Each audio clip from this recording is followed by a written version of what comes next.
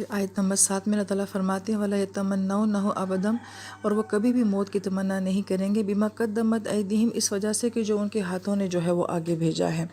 یہاں پہ مفسرین کرام یہ فرماتے ہیں کہ یہودیوں کی تو شدید تمنا یہ ہوتی تھی کہ ہمیں 1000 سال عمر مل جائے، اور بقرہ میں اللہ تعالیٰ فرماتے ہیں کہ اگر تمہیں 1000 سال مل بھی جائے تو تب بھی تمہیں بہرحال مرنا تو ہے، لہٰذا پھر وہ اتنی لمبی زندگی کی تمنا کیوں کرتے ہیں؟ اگر انہیں پتہ ہے کہ مر کے ہمیں رب کے ساتھ ڈائریکٹ ملاقات نصیب ہو جائے گی اور جنت نصیب ہو جائے گی تو پھر تو ہر انسان فوراً مرنا چاہے گا۔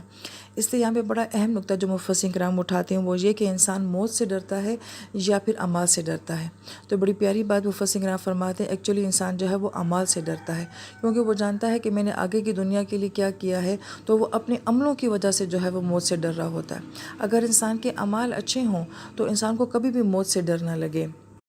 اس کی مثال کہ ایک صحابی ہیں اور وہ کھجوریں کھا رہے ہیں، اور کھجوریں کھانے سے مراد یہ ہے کہ وہ بڑے کیجول انداز میں ہیں، اور کھجوریں کھاتے کھاتے اللہ کے نبی سے پوچھتے ہیں کہ اللہ کے نبی، یہ جو مارکہ ہونے والا ہے، یعنی کہ جنگ جو ہونے والی ہے، اگر میں اس جنگ میں شریک ہو جاؤں اور میں دلیری کے ساتھ لڑوں اور میں اللہ کی خاطر لڑوں تو کیا میرے سارے گناہ معاف ہو جائیں گے اور مجھے جنت مل جائے گی؟ نبی علیہ السلام نے فرمایا کہ ہاں ایسا ہوگا۔ صحابی کھجوریں رکھتے ہیں اور جا کے لڑتے ہیں، اور اس بہادری کے ساتھ لڑتے ہیں کہ شہید ہو جاتے ہیں، اور نبی علیہ السلام ان کی جنت کی بشارت دیتے ہیں۔ تو یہاں پہ بڑی غور کرنے والی بات ہے کہ کیا موت کو فیس کرنا اتنا آسان ہوتا ہے، اور کسی انسان کے لیے مرنا جو ہے وہ اتنی عام سی بات ہوتی ہے کہ وہ کھجوریں کھاتے کھاتے اتنے نارمل انداز میں ایک دم اپنا مائنڈ بنا لیتا ہے اور ایک دم لڑنے کے لیے بھی تیار ہو جاتا ہے اور ایک دم اپنی زندگی دینے کے لیے تیار ہو جاتے ہیں۔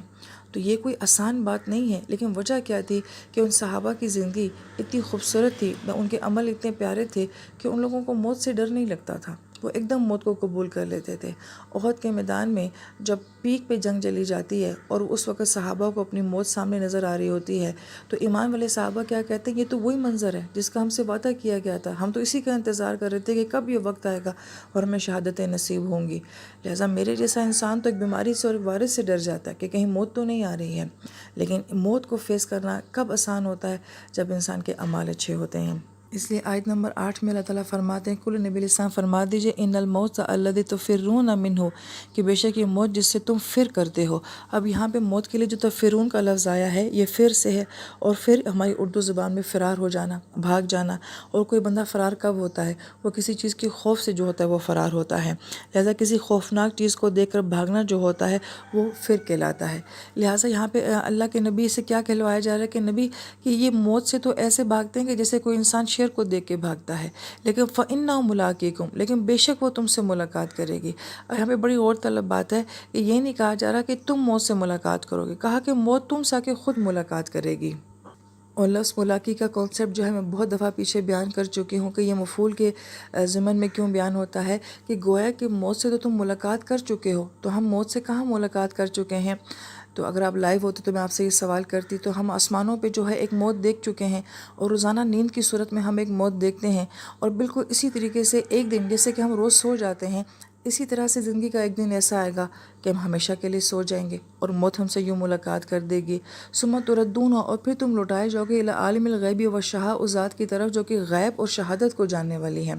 اب یہ غیب اور شہادت دو طرح کے معاملے ہیں کہ سین اور ان سین، دیکھی اور ان دیکھی دنیا۔ تو ہمارے اعمال کا ایک ظاہر ہوتا ہے، ایک ہمارے اعمال کا باطن ہوتا ہے، ایک ہماری ظاہر کی شخصیت ہے، ایک ہماری باطن کی شخصیت ہے۔ تو اللہ تعالیٰ فرماتے ہیں کہ اس دن جو ہے اللہ تعالیٰ تمہارے ظاہر اور تمہارے باطن دونوں کو تمہارے سامنے لا کے رکھے گا۔ فَيُنَبِّئُكُم، نبا آسے کے خبر دے گا تمہیں، تمہاری زندگی کی ایک ایک بات کی خبر دے گا۔ اب ہم خبریں سنتے ہیں نا، کوئی کہاں سے آتی ہے، کوئی کہاں سے آتی ہے، ہماری زندگی کے مختلف ادوار کی خبریں جو ہیں وہ اللہ تعالیٰ ہمیں دکھائیں گے۔ بما کنتم تعملون، جو کچھ تم کیا کرتے تھے، یعنی کہ اکثر جو کچھ تم کیا کرتے تھے ان اعمال کی بیس پر تمہیں موت آنی ہے، اور وہی اعمال تمہیں آخرت میں جتائے اور بتائے جائیں گے۔